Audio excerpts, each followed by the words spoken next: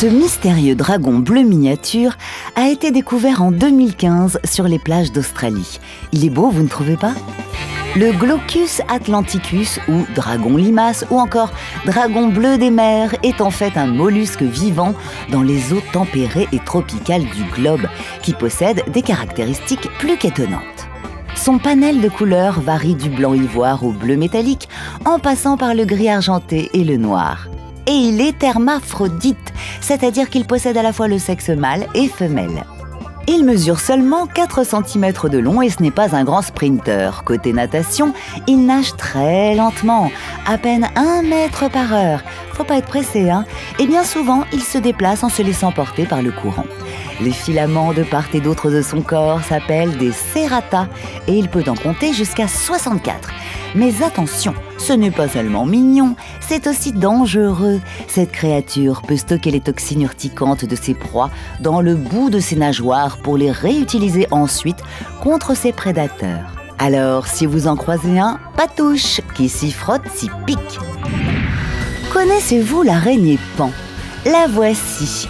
Du genre Maratus, cette araignée australienne sauteuse a été découverte en 1874, mais est restée dans l'ombre pendant tout le XXe siècle. Ce n'est qu'à partir de 2005 que sa notoriété va augmenter, grâce au cliché du scientifique Jürgen Otto. Elle est toute petite, environ 4 mm de long seulement. Les mâles sont tous en couleur, contrairement aux femelles qui sont plus ternes.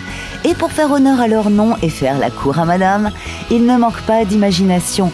Et que je te lève les pattes, l'abdomen et paf, c'est parti. Je danse, regardez-moi un peu se déhancher.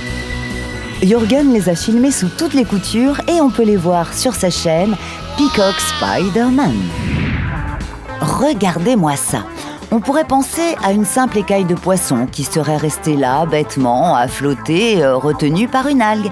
Mais non, c'est en réalité une minuscule créature marine.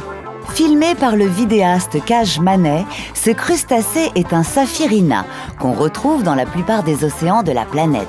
Il peut faire varier les tons de son corps cristallin en passant du doré au bleu profond. Comme pour les pans, seuls les mâles présentent cette caractéristique. La couleur change en fonction de l'orientation du corps par rapport à la source de lumière, à tel point que, il peut même passer dans l'ultraviolet et devenir invisible à nos yeux. Qui sait, on tient peut-être une piste pour fabriquer la cape d'invisibilité d'Harry Potter. Filmer les 21 premiers jours de développement d'une abeille et les compiler en 60 secondes. Et oui, c'est le défi que s'est lancé Anand Varma, suite à la demande du magazine National Geographic. Pour avoir les meilleures prises de vue possibles, le photographe a tenu à côtoyer les abeilles de près en les installant dans son jardin. Et le pari est relevé, c'est le moins qu'on puisse dire. Grâce à ces clichés à la fois sublimes et fascinants, on peut plonger dans les confins de la ruche et observer l'apparition de ce bel insecte depuis l'éclosion de l'œuf jusqu'à sa métamorphose en abeille. Mais les temps sont durs aujourd'hui pour nos amis les abeilles, à cause des pesticides, des maladies, de la perte de leur habitat, etc. etc. Anand en a d'ailleurs fait un TEDx, une mini-conférence si vous préférez, passionnante, qu'on vous invite à butiner ici. Saviez-vous que l'abdomen semi-transparent de certaines fourmis pouvait prendre la couleur de ce qu'elles viennent de manger ? C'est ce que le scientifique indien Mohamed Babou a constaté dans sa cuisine en observant une petite fourmi virée au blanc après avoir bu une goutte de lait. Comme on peut le voir sur le site Top Geek, il a donc décidé de reproduire l'expérience avec les couleurs de l'arc-en-ciel en disposant sur une table des gouttelettes d'eau sucrée additionnées de différents colorants alimentaires. Et il les a photographiées. Étonnant, non ? Pour la petite histoire, l'expérience a montré que les fourmis préféraient le jaune et le vert. Les couleurs rouge et bleu n'intéressaient en effet personne, jusqu'à ce qu'il n'y ait plus de place autour des gouttes jaunes et vertes. Moralité, si vous devez offrir des fleurs à une copine fourmi, privilégiez les jonquilles.